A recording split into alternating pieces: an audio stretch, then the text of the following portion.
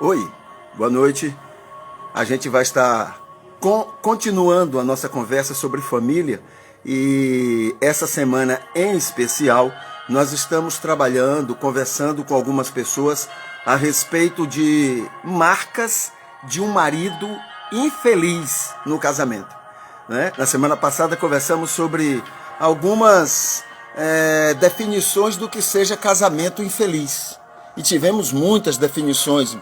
Foi muito interessante as opiniões que foram dadas, os sinais que foram lembrados de um casamento infeliz. E essa semana nós vamos estar trabalhando sobre maridos, marcas de maridos infelizes. Por que é importante isso? Porque quando o homem percebe, e o homem demora um pouco para perceber as coisas, mas quando o homem percebe que seu casamento não está bem, que ele não está bem, então ele é convidado a pelo menos duas coisas. Uma, cruzar os braços e ver o que vai acontecer. E segundo, descruzar os braços e partir para resolver o problema, não é? Para encontrar uma solução, para promover o que for necessário para a felicidade dele, não é? E da família, da esposa e da casa por inteiro. Então esse é o nosso interesse nesta noite. Hoje a gente vai conversar com o Jonatas. E o Jonatas, ele vai misturar um pouquinho aí a questão de espiritualidade, que é uma maneira que ele tem enxergado as coisas, e também toda a experiência dele e o que é que ele pode nos falar sobre isso, tá bom? Então vamos aqui convidar o Jonatas para que possa nos dar alguma palavra sobre isso. Vamos ver. Pronto, está entrando. Boa noite. Uma ótima noite. Tá ouvindo? Tudo bom? Tudo bem, graças a Deus. Vamos lá? Muito bem. Vamos lá. Eu coloquei naquele esboço, inclusive para quem está assistindo, no link 1, não é, da descrição desta live, não é, nós temos então um esboço geral sobre os temas que nós estamos trabalhando. E hoje, né, já que essa semana a gente vai trabalhar sobre marcas, né, marcas de um marido infeliz, então nós temos algumas considerações aqui, Jonatas. Eu só vou primeiro mencionar e depois a gente vai escutar o que é que você tem para acrescentar nisso tudo, tá bom? Então, tem duas considerações muito interessantes aqui a respeito de maridos. A primeira diz que homens do estilo do homem, do jeito do homem, não é? Homens demoram a perceber que são infelizes ou que o casamento está infeliz. Normalmente os homens são mais lentos, né? Tem alguns motivos, inclusive tem ali algumas coisas, mas tem alguns motivos para isso. Não é uma coisa intencional, não é que o homem seja ruim por isso, não. É que é do estilo mesmo, né? O homem é mais racional. Tem uma série de motivos que estão ali e que ajudam muito a gente a compreender isso. E a segunda consideração sobre homens é que os homens demonstram menos que são infelizes. Por exemplo, se você pega um homem e uma mulher, os dois estão infelizes. O homem demonstra menos, ele é mais apático, ele é mais desligado. A mulher não, ela demonstra com mais facilidade, não é, essa situação. Então tem essas duas considerações aqui. O que é que você acha disso, Jonatas? Não, eu concordo contigo. Eu acho que um dos grandes problemas que nós temos na sociedade, em cima do que você falou, né? Eu também preparei um ponto aqui para poder colocar depois. Mas, a princípio, concordando com você, inclusive tem também a ver com o que eu vou estar conversando hoje, na espiritualidade, a respeito do tema da mansidão, é que os homens, desde o início, sempre é esperado dele um determinado comportamento. Até hoje. Não é algo que hoje vem melhorando um pouquinho. Mas fato é que o homem ele não pode aparentar algumas coisas. Uma delas é demonstrar o que sente no coração. Quanto mais ele cobrir, se manter forte como uma rocha, mais a imagem de homem, de macho, ele tem. Não é? É aquela questão da nossa estrutura como sociedade que nós temos com relação à imagem do homem. E isso também muito prejudica os relacionamentos, porque se você tem dificuldade de se expressar, de abrir o seu coração nas relações, na família e tudo, consequentemente você passa muitos outros problemas, né? Nós vemos aí que muitos homens, que mais morrem do coração de AVC é o homem. Não só porque tem a preocupação muito menor com relação a ir em médico, mas também porque ele guarda muito para si e pouco solta, pouco demonstra, não desabafa.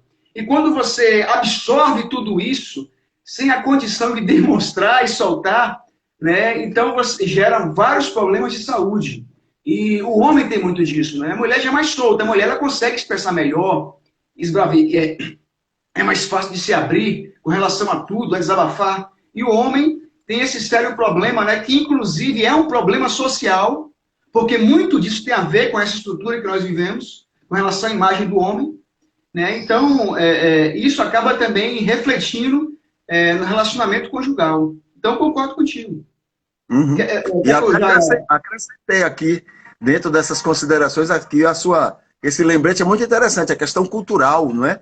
Então, exigir, o homem por si já é assim, e a cultura ainda exige que ele seja assim, ou talvez ele já seja assim, porque há uma cultura. Pensa que, se a gente partir do pressuposto, daquela teoria de que o homem foi feito para ir para caça, né, para ir caçar, e a mulher para ficar em casa, então termina, digamos que a cultura foi desenvolvida a partir desse mesmo limite mais racional do homem, né?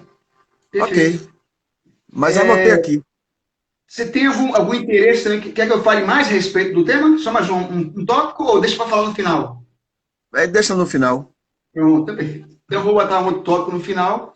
E eu já vou retomar aqui a respeito do que eu conversei, né? Comecei na semana passada. Certo. Né? Nós começamos já a conversar um pouco sobre... Nós estamos falando sobre paciência, não é?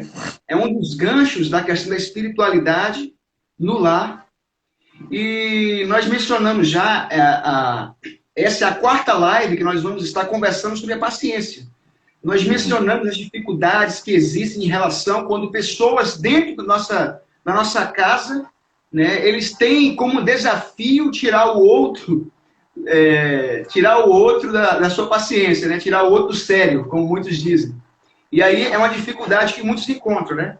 Nós também mencionamos a respeito de como nós podemos fazer para amenizar alguns problemas que nós temos com relação ao nosso comportamento, com relação àquelas circunstâncias nas quais algumas pessoas são mais frágeis, elas conseguem se abater mais rapidamente. Então, existem, nós mencionamos aqui, a possibilidade disso ser amenizado, não é? Quando você consegue identificar o problema, e quando você consegue se perguntar, você levantar as perguntas com relação a isso. Vale a pena eu sofrer por isso?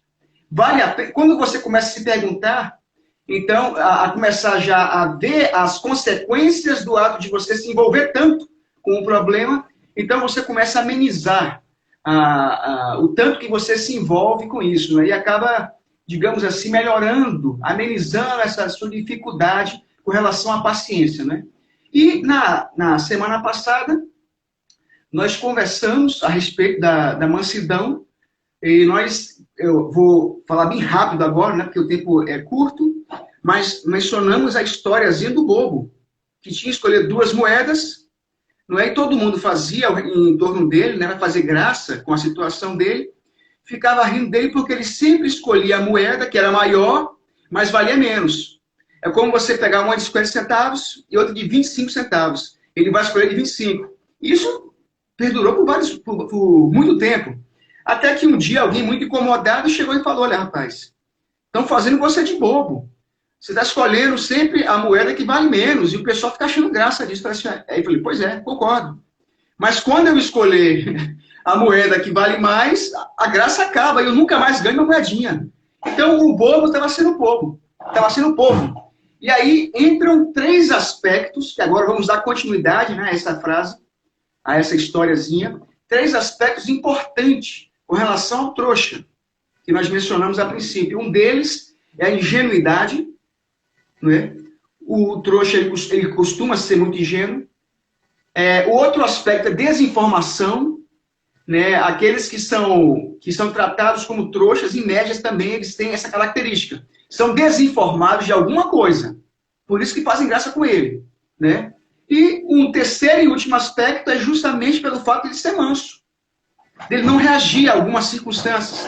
Então, esses três aspectos, essas três características definem, né, no dito popular, aquele que é trouxa. E digo mais a vocês, né? É o grande pavor, por isso que eu falei para você, quando você tocou a respeito dessa situação, né, do homem infeliz e da pressão que a sociedade tem em cima desse homem, que também pesa na relação conjugal dele, não é? Que justamente esse homem, ele também tem pavor de algum dia ser taxado como trouxa. É o maior pavor que ele tem, é não levarem ele a sério. Ele é um pavor mesmo, é gigantesco. Tanto que eles têm como desafio uma situação para poder não dar margem para esse tipo de coisa, né? E aí, eu há pouco tempo eu ouvi, eu vou falar aqui, né? Nós estamos já no horário propício que já posso falar essas coisas, né? O exemplo que alguém usou uma vez, né? Disse assim, olha, um homem falando, corno sim, manso jamais. Ou seja, ele pode ser corno, mas agora ele aceitar, não. Ele tem que bater o peito, né? Para fazer graça com a situação do homem, né? Então, esses são os três aspectos. E eu queria recorrer agora justamente à Bíblia. Porque nós vivemos numa região cristã, nós vivemos num país, numa sociedade cristã. Claro que, né, pelo menos leva o nome de cristã, são os alicerces dela. Pelo menos uma sociedade, uma cultura cristianizada. E pronto, melhor. Uma cultura cristianizada. Melhor do que a palavra da Aressa, ela dizendo um olhar muito sensível sobre essa condição, né, comportamental, um tripé muito pertinente, né, em cima dessa palavra que você está mencionando. Pois não? Sim. A condição do homem, né? Que eu falei antes, né? Pois bem, então, vamos levantar então com relação ao próprio cristianismo e à posição de Jesus. Eu mencionei isso porque difere. Difere porque, por mais que a sociedade ela tenha originado de alguns valores cristãos, ou judaico-cristãos, né, como muitos chamam hoje, né, pelo menos nesses aspectos, porque existe uma distinção muito grande entre judaísmo e cristianismo, mas é uma outra questão. Porém, nesses valores, né, que originaram na sociedade, sim, então a relação é muito semelhante. Então, judaico-cristã. Mas o ponto é que, por mais que tenha originado isso lá atrás, existe um distanciamento muito grande do que nós vemos hoje com relação ao cristianismo primitivo de Jesus Cristo. Muito grande. Né? E eu vou aqui mencionar a Bíblia para vocês entenderem algo em cima disso. Né? Eu tenho quanto tempo, mais ou menos? 3 minutos? 4? 5? Você tem 3 minutos. Pronto, então vou ser bem breve. A gente entra no assunto dos maridos infelizes. Pronto, então vou ser bem breve. O primeiro está em 1 Coríntios 13, quando diz que quem ama não se deve suspeitar mal. Ou seja, por mais que a outra pessoa, né, ela tenha, digamos assim, alguma intenção maligna contra você, você não deve suspeitar mal. Isso é o que é recomendado. Ou seja, com relação a isso demonstra o quê? Desinformação. Ó o trouxa, desinformado. O segundo aspecto, Lucas 6, 29, né, que me chama a atenção para isso, no Sermão do Monte, Jesus orienta dar a outra face. Quem é que dá a outra face? É o manso, é o ingênuo, é o frágil, aquele que é fácil de ser enganado. Né? E por fim, em cima do que está em Mateus 5:5, fechando toda essa ideia com relação à mansidão, os bem-aventurados mansos, porque esses herdarão a terra. Foi o que você lembrou na primeira live, né, a respeito da paciência. São esses, inclusive, não está só na palavra, né? O manso é o último que vai morrer, de saúde, porque não vai se absorver tanto por aquilo. O último que vai morrer porque não vai se envolver em brigas, em pegas lá fora. Não vai querer dar a cara dele para o outro, para poder mostrar o quão macho ele é, como muitos fazem hoje e já fizeram no passado. E morreram cedo por isso. Não é? Então o manso ele consegue viver mais. E já finalizando em cima disso aí, é um aspecto muito importante de que nós vemos que dizem que os meios mais arrogantes que existem, né, uma classe muito arrogante, é a classe artística. Muitos falam isso, né? Muito arrogante.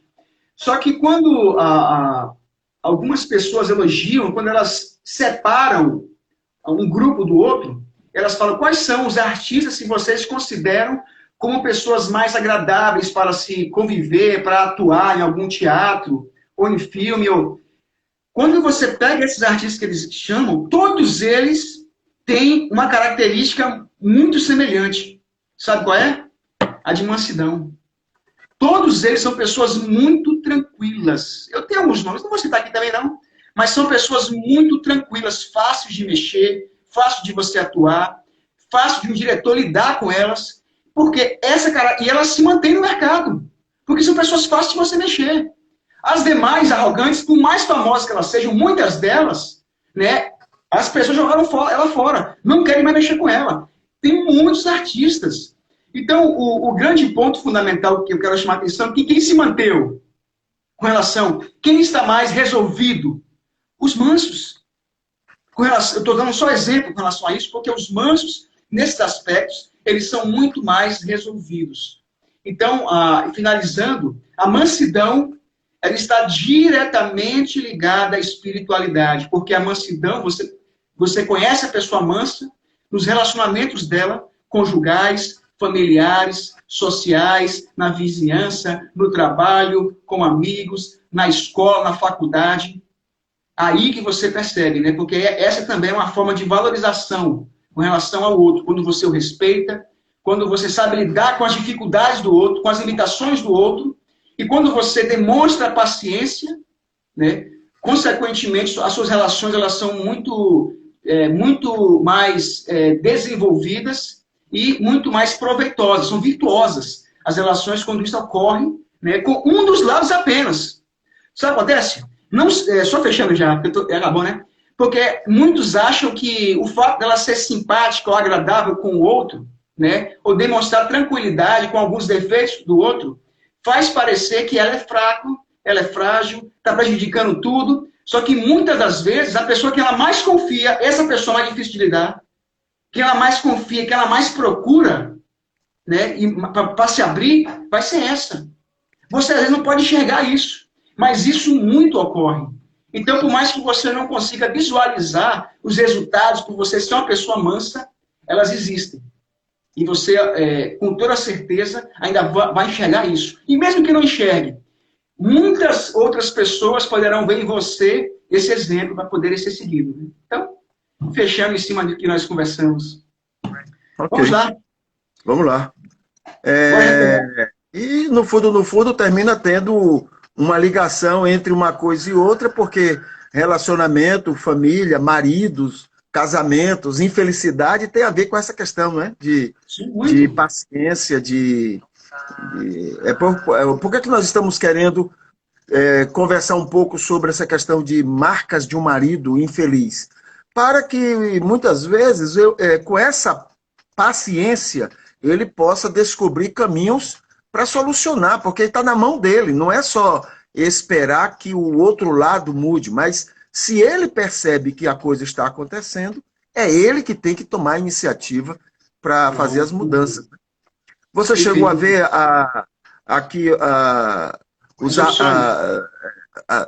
as definições, as sugestões do que seja marcas de um marido infeliz? Teria mais alguma coisa que você acrescentaria? Não, eu gostaria.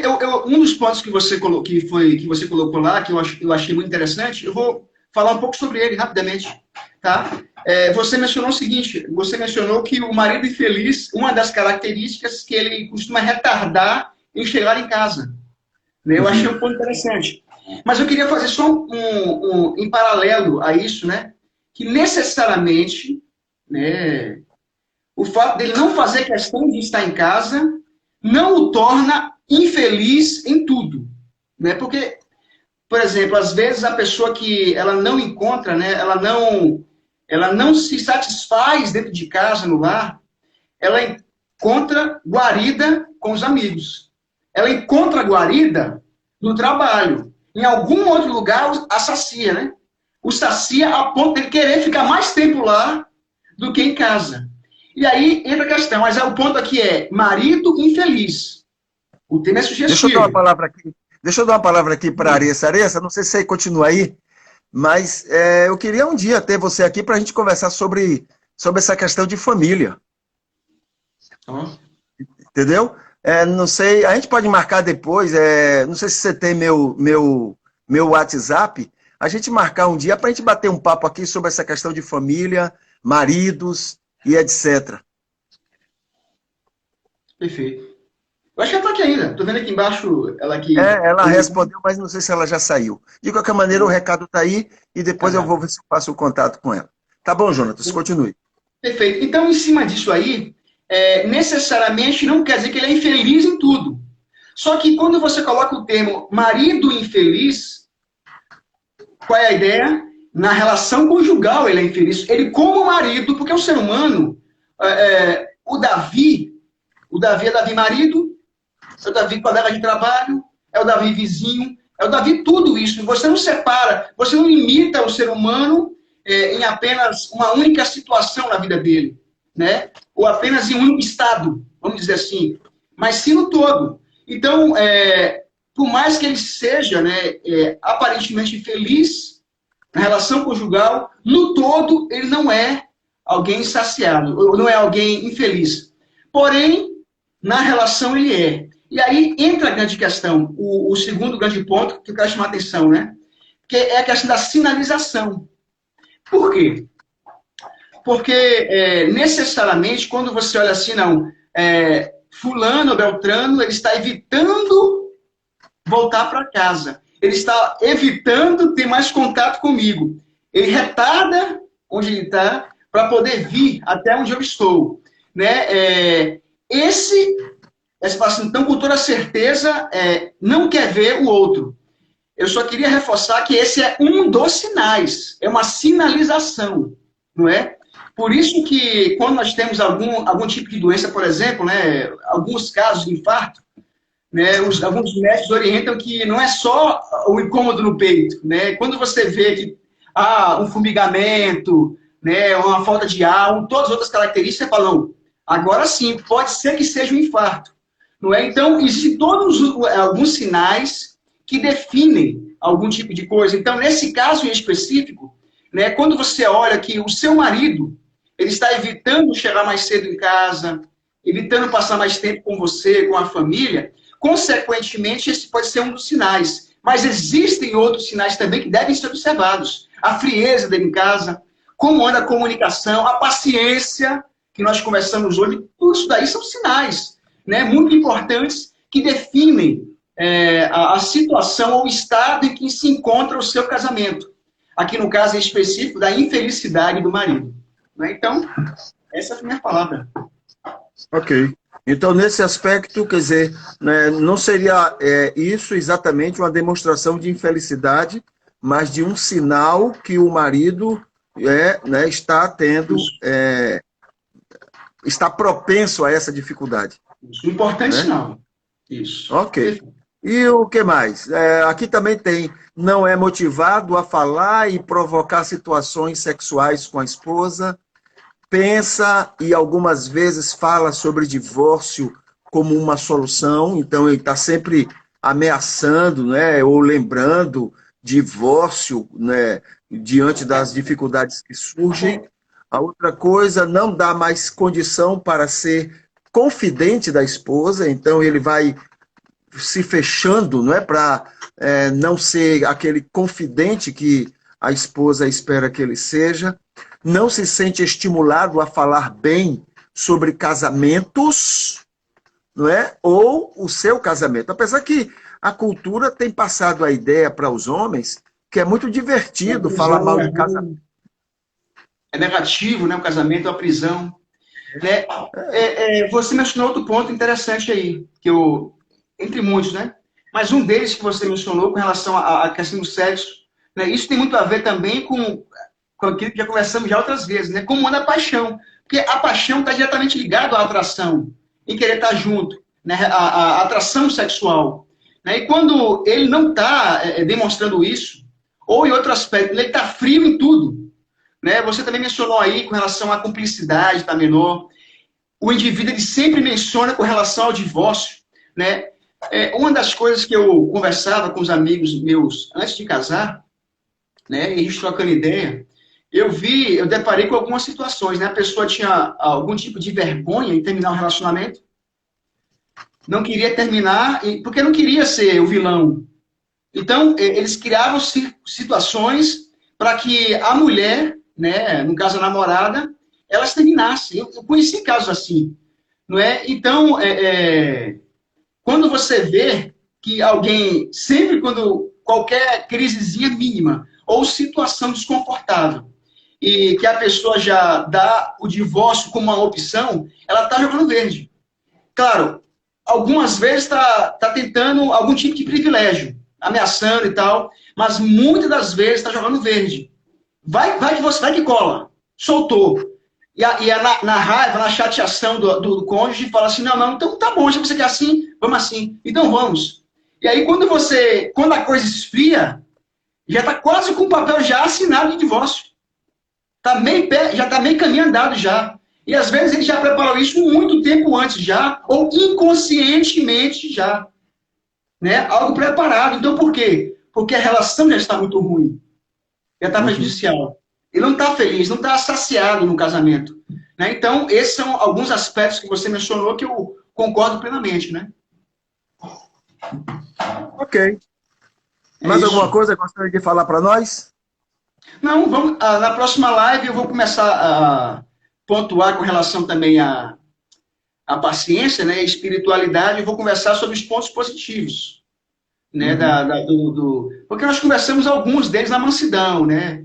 Alguns deles com relação a outros aspectos, mas não a paciência em si ainda. Então eu vou levantar esses pontos positivos e na próxima vamos dos pontos negativos também, né, para poder fechar. Porque existem também, existem. Tá ok. Então, a gente fica por aqui. Eu já anotei aqui muitas das coisas que você mencionou, talvez não todas, mas anotei várias delas. Eu vou dar só uma arrumada, né, no esboço que eu já coloquei e depois a gente já deixa disponível para que as pessoas possam ter acesso. Tá bom? Perfeito. Ok. Tranquilo. Então, até a semana que vem.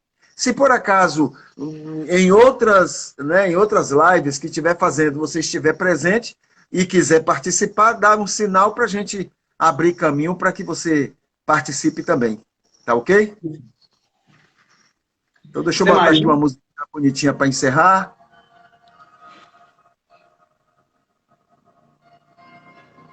Tá aqui. De vez em quando a internet vai demorando nas coisas, entendeu? Muito bem. Então, que Deus continue abençoando todos e que você possa continuar sendo uma bênção no seu relacionamento familiar. Até mais.